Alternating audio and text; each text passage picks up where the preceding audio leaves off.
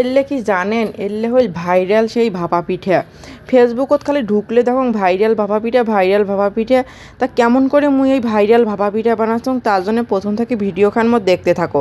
তা এই যে ভাইরাল ভাপা পিঠা বানার জন্য মুই একটা কাঁচের বাটি নিছুং আর একটা কাঁচের কাপ নিছুং। তা যাই হোক আমার মতন তো ভিডিও সুন্দর করে ভাবি না মুই যেমন পাং তেমনে। তাই 1 কাপ সুজি নিনুং আর প্যাকেটটা ঠোসাগুলো ঝাড়িয়ে সুজিগুলো দিবেন একসুং কেন ফির বাদ দেখ না ওখানে কি টাকা নাগে নাই ওই জন্য ঠোসাটাকে ঝাড়িয়ে সুজিগুলো দিনু। তা যাই হোক কাপও তো আটকে আসলো সেই কাপটাও ঢালি দিনুং। এরপর একটা দুধ নিনুং। তা এলে হল গরুর দুধ হালকা কুসুম করা উপর থেকে ঢালি নিয়েছুং থ্যার করে পড়ি যাবার নাকছে এক না মানে পোজ ডাকে ধরনুং তাকে থ্যার করে চাইরো পাশে একেবারে পড়ি গেল দুধগুলো কি আর জ্বালা। তারপর যাই হোক 1 কাপ দুধ নিছুং। তারপরে এই যে দুধগুলো দেওয়ার পরে এই যে এইটা দিয়ে ভালো করে নাড়িম। তার নাড়ি নেক্সট তোমার ভাবি তো তোমার চাইলে এটা কোনো পানিও দিবার পান তার সারটা বেশির জন্য মুই এটা কোনো দুধ ব্যবহার করছুং। তোমার চাইলে পানিও দিবার পান মন চাইলে সামান্য পরিমাণে লবণ দিবার পান। তা যেহেতু এটা কোনো ইয়াও আসলো ওই জন্য মুই না দিনুং ইয়াও বলতে বেকিং পাউডারের সাথে মিশছে না নুন দিনুং। তা এই যে নুনগুলো দিয়ে নিনুং দিয়ে ভাল করে নাড়িম এখানে কিন্তু বেকিং পাউডার নিনুং। আর যদি তোমার বেকিং পাউডার না থাকে তাহলে আমাদের প্যালকান্দা সোডা ব্যবহার করি না সেই সোডাটা কিন্তু তোমার দিবার পান। তারপরে দেখো এলে ভালো করে আবার নাড়নুং দেখো ওখানে কেমন হইল এমন হইবে বুঝছেন। এই যে ঘোলটা একদম তেল পিঠার মতন ঘোল তার বলে ভাইরাল একটা ভাপা পিঠে। তা এই সুজি দিয়ে ভাইরাল ভাপা পিঠে নেড়ো ডুগলে দেখিয়ে বানে খাবার মন চায়। তা ভাবলুম দেরি কেনে আজকে বানাং। তারপরে এমন একটা বাটি আসলো বাটিটা উটকি বের করনুং উটকি বের করি এই বাটিটাতে যে তেল মাখনুং।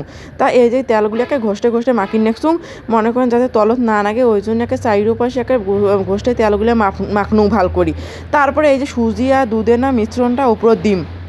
তা দেখুন তা এক না তারপরে নারিকেল কুন্নিগুলো আছে না নারিকেল কুন্নিগুলো ওপরত দিম। তা এই যে নারিকেল কুন্নিগুলো দিবেন না নারিকেল কুন্নি করি মোর মা ডিপোজিটে অমনে আনি বের করে দিনু। তারপর নারিকেল কুন্নিগুলো দিয়ে এর ওপর সামান্য পরিমাণে মধু কিসের এলে হল দানা গুড় খেজুর গুড়ের দানা গুড় আছে মোর ভাই এলে দিনু ভাবনুং আর কোনো গুড় নাই এইটা দিয়ে বানাই ওই জন্য দানা গুঁড়গুলো দিনুং দিয়ে তারপরে আবার দানা ওপরত মুই আবার কিছু এই যে ইয়েগুলো দিয়ে ভালো করে ঢাকি দিয়ে তারপরে মুই বানাই। তারপরে এই যে আবার ওপর দিবেন না দিয়ে ভালো করে সমান করে দিবেন না কায় এই পিঠাটা খাইছেন না কমেন্ট করে জানাইবেন। আর যা খান নাই তাই অবশ্যই বানিয়ে খাইবেন। আসলে পিঠাটা কিন্তু কেমন যে লাগবে মুই নিজেও জানো না কিন্তু উপদেশ তোমাগুলো দিবেন না তা উপদেশ দিয়েছে তো ভালো সমস্যা নাই ফ্রি উপদেশ সবাই দেয়। তারপরে ওপরত নারিকেলগুলো দিনুং ভাল হইলেও কয় সেই স্বাদ ভাল না হইলেও কয় সেই স্বাদ ওই জন্য ভাবনুং যে বানিয়ে খেয়া দেখিম যে আসলে সেই স্বাদ হয় কিনা।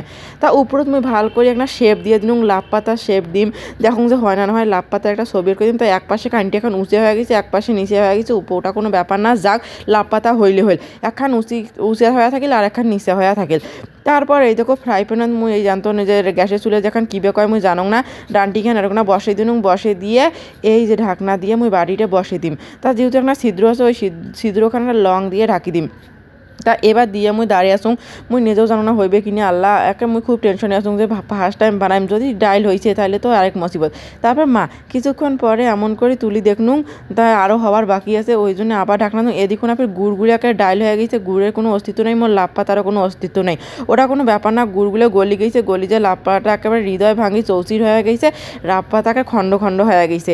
তারপরে এই যে খুলি মোর মা আপনি ঠাসি দেখি নেছে যে হয়েছে না নাই হয়। তারপর এমন পিস করে নিনুং কারণ ঢালবের ধরে মোর মাও দেওয়ানিগিরি করে আগতে খাটাইছে ভাঙ্গি গেছে ওই জন্য আর ফুল ভিডিওটা দিবার পাং নাই দুঃখের বিষয়। তা খাইতে কিন্তু সত্যিই ভালো লাগে তোমার যায় খান নাই একবার ট্রাই করে দেখির পান খাইতে কিন্তু খুব একটা খারাপ না সত্যিই ভালো লাগে। যা সময় নাই তাই খুব কম সময় এইটা বানের পান। তা আজকে এই পর্যন্তই ধন্যবাদ সবাইকে।